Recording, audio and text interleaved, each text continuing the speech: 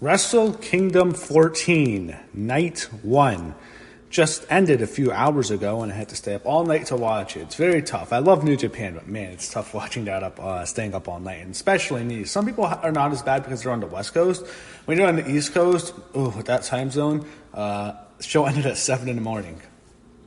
So you started the show off with the pre-show. They had that countdown I watched before, and you had Mayu, Iwatani, and Arisa Hoshiki against Hana, Kimura, and Giulia, a tag team match. This was a Stardom special match.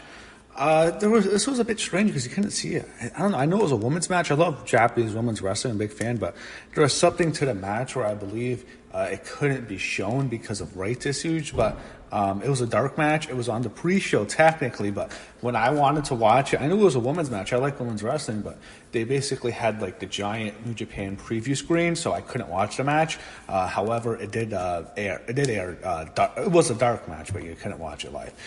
Next, we went to an 8-man tag match, and we had many of these. You had Henare, Karl, Fredericks, Clark Connors, and Alex Coughlin against the Great Bash Heel. That's Togi, Makabe, and Tomoaki, Honma, I don't know how to pronounce it, and Yati, Tsuji, and Uemura. I'm sorry, this is awful. Worst Japanese accent. This was a good match. It was 7 minutes. It was fine. Tower Hanra's team won. It was a match in which, it's a pre-show match. You're getting ready for the show, so they had to get people on the card. What sucks is I'm still mad. This match to end, the match was fine, but I want to see the gimmick battle royal or the whatever it's called, that big battle royal. I love it, man. It's one of my favorite things to watch each year. I'm so mad they got rid of it last year. It's bullshit. I want to fucking watch it. All the cool New Japan legends, they fucking took it out. Fuck off, New Japan, man. I love that match. It's such a fun match to watch, but they took it out. Hey, it is what it is. What are you gonna do? Next, we went to the tag team match. You had Tencozy, which is Hiroyoshi, Tenzan, and Satoshi Kojima against Yuji, Nagata, and Manu Nakanashi. Quick match. It was 5 minutes. It wasn't very long. It was just a pre-show match, getting ready for the main card. They don't really take this seriously. It's not like they put high-profile matches on the pre-show like WWE sometimes does. This is just kind of, we're getting ready for it. Tencozy gets the win. Finally, we start the show off. Good opening video package to start the show off, and what you have is you have a ring announcer in the match to start, which is a bit surprising because they don't really do that. And they make a huge deal about this 8-man tag match because this is the second last match of Jushin Thunder Liger. So Naoki Sano, Shironji Otani, Tatsuhita Takuya, and Raisuke Taguchi with Kunika Kobashi, who was their manager. That was the heel team against you had Jushin Thunder Liger, Tatsumi Fujinami, the Great Suzuki, and Tiger Mask. So the faces were all the legends. And just Jushin Thunder Liger, to second last match, he gets a huge ovation, big entrance here, gets fire. And I wanted to mention the set. The set looks pretty cool. It's basically it's not a monster set. My favorite one was the 9 set, I think. That was a while ago, actually. That was like the big giant one with the stairs. This it's a decent set. It looks good. Liger gets a big entrance, and he'll have probably an even bigger one the next night. So I liked it. And a quick side note, actually, about this match. The announcer said it's the 3,550th time Jushin Thunder Liger is going to wrestle. That is insane. So I enjoyed it overall. The entrances were probably longer than the match, to be honest, but Liger gets pinned. He gets pinned here as a surprise. I didn't see him getting pinned because I thought, he might win this next match tomorrow, so maybe it makes sense because if he's going to lose, he may as well just lose now. He might put someone over if he's going to win tomorrow in his tag match. It's another tag match. I think it's the opener as well, so I suppose he could lose, but he gets pinned cleanly. It was a surprise, and Liger loses, and after the match over, they have a big stand-off. He gets a standing ovation. And tomorrow, however, will be it. That will be the end of Jushin Thunder Liger tomorrow. Next, you had Zack Sabre Jr. and Tachi against Minoru Suzuki and El Desperado. So I'm a huge fan of Suzuki. He's one of them badass wrestlers. He looks like someone who'd fucking kill you. Of all the wrestlers, he's someone if you see this guy he looks horrifying. And he's a badass. He's an MMA fighter. I love the match he had with the other MMA fighter a few years ago. Wrestle Kingdom was really good. Anyway, he's there. He teams with Desperado, but we all know he's not winning. They're up against Tachi and Zack Sabre. Zack Sabre with the showcase. I believe he has a match tomorrow night, a bigger match. He got a big showcase here. Gets the win. Nice win for Sabre. He taps out Desperado, and that was it. So it's a decent match up there. Quick, only several minute match. So Sabre and Tachi with the win. Up next, you had Naki Sano, Shinja Otani, Shuita Takuya, and Ryusuke Taguchi. Sorry, I messed that up. I got that match wrong. You had Chaos, which is Hiroki Goto, Tamashiro Ichi, Toru Unu, and Yoshi-Hashi against the Bullet Club, which is Kenta, who's in there now, Bad Luck Fale, Yujiro Takahashi, and Chase Owens. Another 8-man tag, similar to the last one. I think it went the exact same time, actually. It was a good matchup here. The start of the match is one person, and that is Fighter. It's spelled like Peter with an I in front of it. I don't know how you pronounce it. Feeder. Holy fuck. Every year I watch her at Wrestle Kingdom, she just gets hotter and hotter. She is smoking hot. I'm a huge fan of hers. She's with the Bullet Club, and she's like that baddie bunny type of chick. She is smoking hot. Huge fan of hers, if you don't know. I always liked her. In the match you have here, again, solid matchup here. The Bullet Club is just irrelevant now. It's strange because, Cody and the Young Bucks took it over, but it was originally Balor, and once Balor had it, then AJ had it. Balor was Devitt at the time. Went to Devitt, then it went to AJ, and once those guys all went to WWE, it kind of went downhill. You had Cody take over with the Bucks and Omega. They were the new Bullet Club, and of course, they went to AEW. So first group leaves WWE, second group leaves to AEW, creates AEW, and then the third group's just people on the leftover. It's not really much anymore. Anyway, Bullet Club loses to Chaos.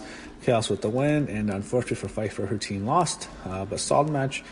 Up next, we go to a tag team match for the IWGP Tag Team Championships. You had FinJuice, which are Juice Robertson and David Finlay, against the Gorillas of Destiny, Tama Tonga and Tonga Loa with Jada. Jada was their manager. This is going to be damn good. So they actually fight right before the match starts. The tag team's on the ramp, and Juice Robertson took a really bad back body drop right onto the ramp, which looked nasty. So the Gorillas of Destiny take advantage after Juice's bad bump. It becomes 2-on-1. David Finlay, however, is able to make a comeback, and he fights them back off. The Gorillas of Destiny, man, they look so badass. They look like guys you would, and they legitimately look like badasses. I really like them as a team. When Juice and David are good baby faces here. There was a close near fall. Tama hit a splash on David Finlay, but Juice broke it up. There was a really great spot. It looked like it was over. David Finlay got cracked with the kendo stick by Goto. It looked like Tama was going to pin him. He pinned him and run him up 1-2, but he kicks out. So it gets near the end. I think Juice takes a shot at Jodo, knocks him down, and then, of course, David Finlay hits his finisher. 1, 2, 3, new IWGP Tag Team Champions. David Finlay, Juice Robertson. Hell of a matchup here. Hell of a win. Hell of a comeback. Really enjoyed it. I like the heel. It's a classic heel and babyface tag team match. Really good here. Up next, we go to the Texas Death Match for the IWGP United States Championship, and this is the American match. Every Wrestle Kingdom is like a USA match for wrestling fans. You have Lance Archer defending his United States Championship against Jon Moxley. We'll see how this goes. This is going to be brutal. I think we can see some blood here. Moxley, I've been disappointed in his run in AEW. I think he's boring, but hopefully he has a good match with Archer here. You started off with Moxley throwing a bunch of chairs and trash cans into the lid like he would do with Ambrose when he would do those matches. There was a suicide dive. There's a kendo stick spots. Archer gets a couple of chair shots in on Moxley, then the trash can. Archer gets a kendo stick as well. There's a lot of big, brutal sticks, man. Those things just leave welts on you. Archer hits a choke slam on the apron to Moxley, and then what happened is they set up chairs in the ring. Archer hits a blackout onto Moxley onto the chair. Moxley makes it up at 8, which was good. That was fun. I love the Texas Death Match. It's a lot. It's an American match. It works well in Japan. That's the kind of match they would do. I like it better than Last Man Standing, to be honest. There is a chokeslam onto a pile of chairs. Moxley beats the count again. He flips off Archer. Archer uses this plastic bad, which was strange. He sets up 2 tables. He used it. He's basically uses he has an entrance helmet. He's using it to hit Moxley to cut him open, which was gross. He tries to hit a block onto Moxley, but they fought on the apron. Moxley hit a Death Rider off the apron through the 2 tables, which was just brutal. Looked nasty, and those New Japan tables suck. They're thick and they're short, if you will. So it's the base is so fucking strong, it's gonna kill your back. Unlike WWE's where they have the cardboard. This is it's a thick base. Oh, I hate it. Anyway, Moxley gets the win. Archer was cut open. Archer couldn't beat the count. Moxley, your new U.S. champion. Really crazy matchup here. Hell of a match. I like how it went perfect time. They just beat the shit out of each other and it was over. It was a 14-minute match. Hell of a matchup here. And Moxley will see Juice Robinson tomorrow night for the United States title. Up next, we go to the IWGP Junior Heavyweight Championship match. You have Will Ospreay defending his title against Hiromu Takahashi. I believe Ospreay, when he won it last year, I believe he could have. Did he beat Ibushi maybe? I'm not sure. This was a fantastic matchup here. I love junior heavyweights, the style they have. They started off hard with they fought each other right away. Big moves to start. They're going after each other. Hiromu hits a sunset bomb. Ospreay is able to block it. They go to the outside for a while. They fight on the outside. Hiromu gets some chops onto Ospreay with the kick. Ospreay's matches are just brutal to watch with some of the kicks and punches and the chops. It's just, man, it's I get worried. Is this guy going to have mental problems later because he just takes so much punishment? They roll on the outside. They go back into the inside, so they go back and forth a while. There was a cool spot in which Ospreay has him on the second rope with an electric chair, but Hiromu slips out and hits a chop, and then he gets a top rope Rana, but Ospreay block a Hurricanrana, but he blocks it, and they continue fighting. And what happened was, in this sequence, I noticed, I think Hiromu was cut open in the nose. He must have broke his nose. There was a dynamite plunger, but by Hiromu, Ospreay kicks out. He continues to fight back here. This is a hell of a matchup here. Ospreay hits a beautiful shooting star press, which looked great, but another kick out. Eventually, what you have here is they're basically beating each other up so bad they start kicking each other, trading knees and strikes and stuff. Eventually, Ospreay gets a German, tries to hit a German suplex, but Hiromu hit a destroyer. He only gets a near fall. Hiromu hits a DDT onto the turnbuckle spot, which looked painful. Ospreay blocked a time bomb. Hiromu hit 2 thirst kicks, and of course Ospreay would battle back. And what happens is Ospreay just kills Hiromu. He hits this brutal hidden blade. It looks so painful. This guy gonna die. It was so bad. Ospreay goes for a Stormbreaker. Hiromu turned it into a destroyer for a near fall. Then all of a sudden Hiromu hits a lariat. He hits a time bomb. Ospreay kicks out, and then Hiromu gets a running forearm. He hits a Kato driver, and then eventually Ospreay is just basically dropped squarely on his head. And he basically hit him with the mat. The mat just crashed into his head. It knocked the guy out basically. Hiromu gets the win. 1, 2, 3. Takahashi, your new junior heavyweight champion. Absolutely fantastic matchup here. Great match. Fantastic. Ospreay is one of the best in the world. He continues to tear the host down every single time he goes out there. This was a thriller. This was just a fantastic matchup here. Arguably probably my second favorite match of the night, I would say. Only behind the main event. Up next, the co-main events. The IWGP Intercontinental Championship. Jay White defends his title against Tetsuya Naito. I have to say, I love Naito's theme music. It's the best. It's such a cool theme. I love it. It's so badass.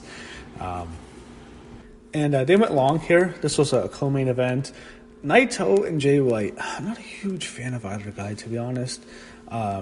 Naito, I feel like he's someone he's had a lot of opportunities. He's getting another one here. He had Geto. He got involved.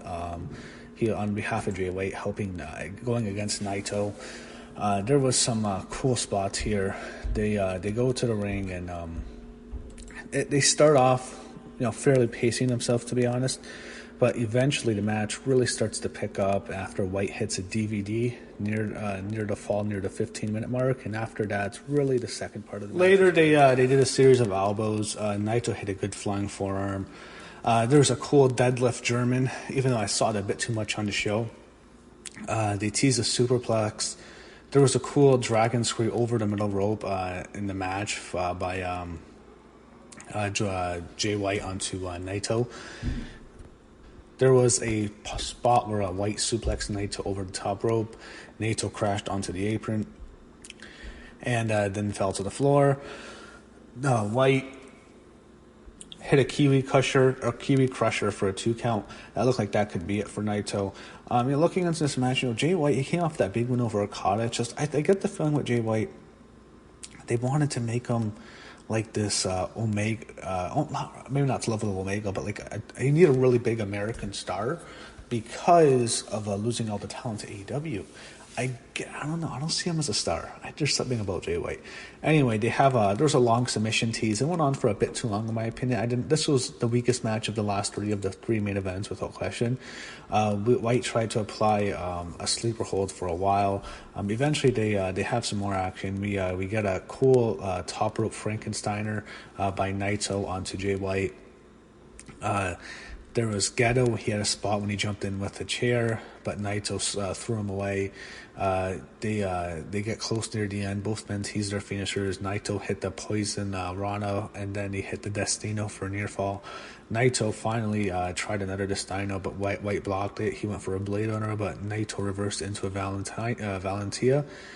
Naito then hit the Destino. He got the win. 1, 2, 3. So Naito goes on to Wrestle Kingdom tomorrow night, night 2, and he'll probably face, he will face Okada. We know that now. It's a rematch of 2 years ago. So main event time. We had a cool video package too. Kazuchika Okada defends the IWGP Heavyweight Championship against Kota Ibushi. As I said, good video package. Ibushi comes out, good entrance. Okada has a superstar entrance. It's basically like, you see him, it's the camera's behind us, so it's a long background. We see Okada standing there, and we see the screen. We see money falling at the end. It says big rainmaker, and the money, we see a green screen, it cracks and it falls into money. It was a really, really cool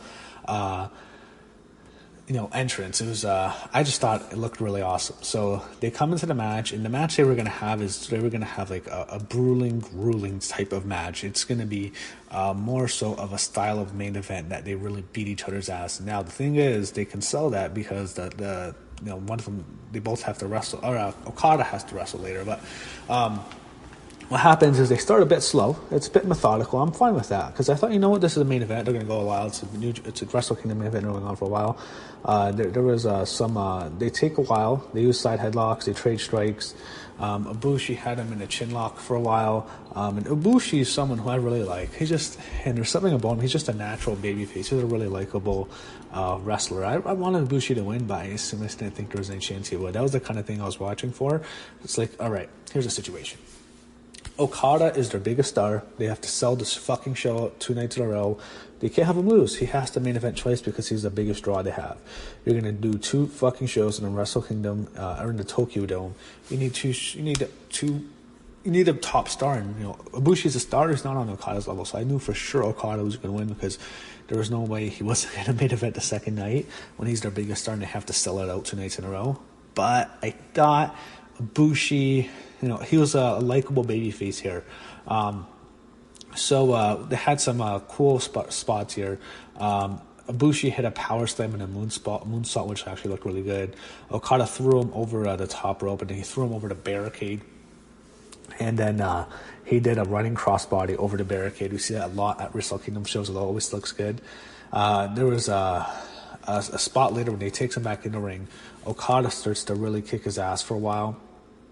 He ducked a Rainmaker, and Okada pulled Ibushi into a tombstone attempt. But then Ibushi, what he did was it was such an awesome spot. I loved it. So it's basically a tombstone. Ibushi reverses the tombstone. He gets Okada, but instead of like a tombstone, it's a package pile driver as a tombstone. Instead of like the way Kevin Owens usually does it, it's like in a tombstone position, like the way The Undertaker does it. It looked really cool, and it looked painful as hell. There was spots later where Ibushi starts to gain some momentum. Okada finally hits another tombstone, which actually looked really good. He went for a Rainmaker, but Ibushi hooked his arm and was able to block it. Ibushi then, he hulks up, he no sells anything Okada does for, which actually looked really cool. He's all jacked up. He fights back against Okada. He gets a brutal German suplex from the top rope into the ring, which looked really good. It was basically in the ring ropes, not the turnbuckle. Okada goes for another tombstone, but Ibushi and him go to the outside and the apron, and Okada hits a tombstone on the apron onto Ibushi, which looked brutal. The apron's a bit longer in New Japan than other wrestling companies, but it'll still look dangerous. But he finally gets back in the ring, and like the match was over. Okada's about to put Ibushi away, and they go to the 30-minute mark. Actually, they did the German suplex later. I got that sequence wrong.